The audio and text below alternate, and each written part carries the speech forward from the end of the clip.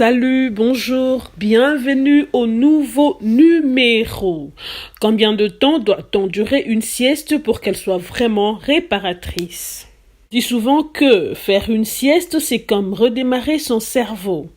Le problème, c'est que choisir la durée d'une sieste n'est pas si facile. Heureusement, c'est Good où cette émission va vous aider à choisir la durée de votre sieste pour qu'elle soit vraiment efficace. Selon les experts du sommeil, la durée idéale d'une sieste est de 10 à 20 minutes. Mais selon ce dont vous avez réellement besoin, une sieste un peu plus longue est peut-être mieux adaptée. Pour un coup de boost rapide, les experts disent qu'une courte sieste de 10 à 20 minutes est idéale pour reprendre le travail sans perdre le temps.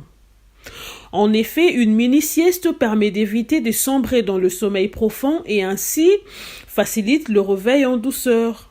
Au réveil, les capacités de concentration et de vigilance sont restaurées, tout comme l'humeur et la performance cérébrale. Cette sieste rapide vous rend plus productif sans presque aucun effet secondaire.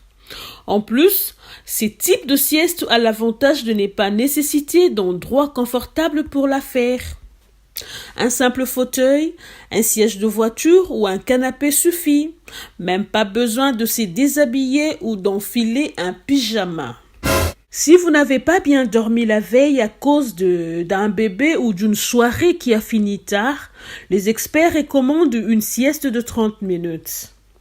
En effet, une demi-heure est la durée minimale pour que la sieste ait réellement l'effet réparateur sur le manque de sommeil.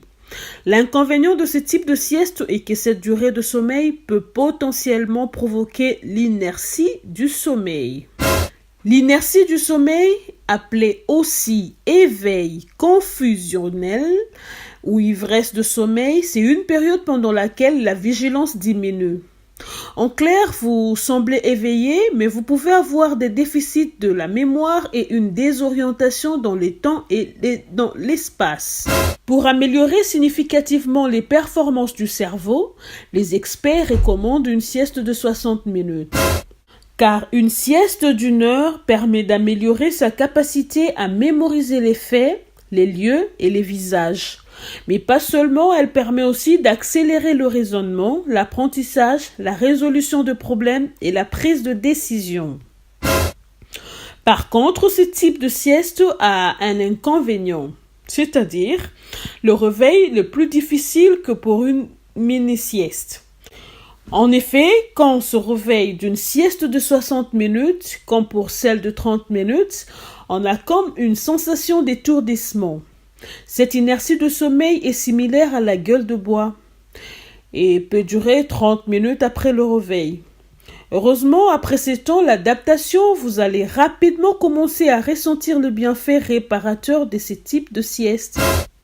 Une longue sieste de 90 minutes entraîne généralement un cycle complet de sommeil.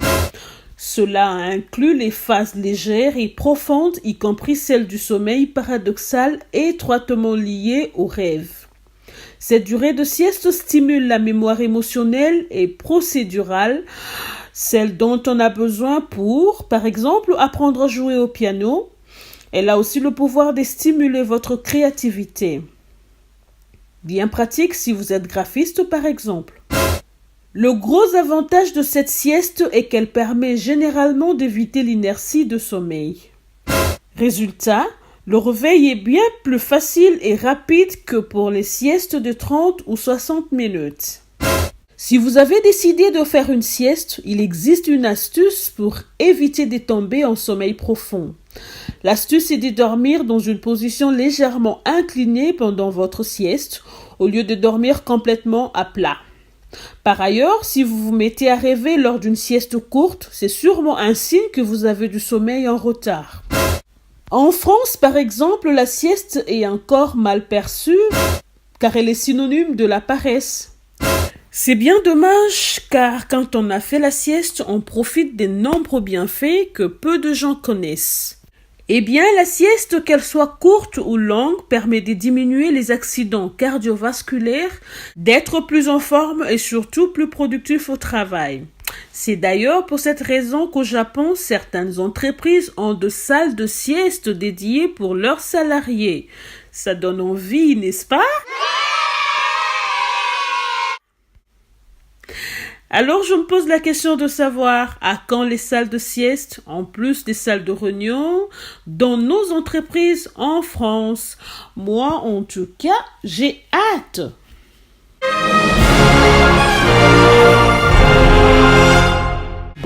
Si vous avez aimé, merci de cliquer sur le pouce bleu. Merci de vous abonner sur notre chaîne, mais aussi merci de partager notre vidéo. Sans pourtant oublier de nous laisser un commentaire. Merci beaucoup. Cœur qui donne, cœur qui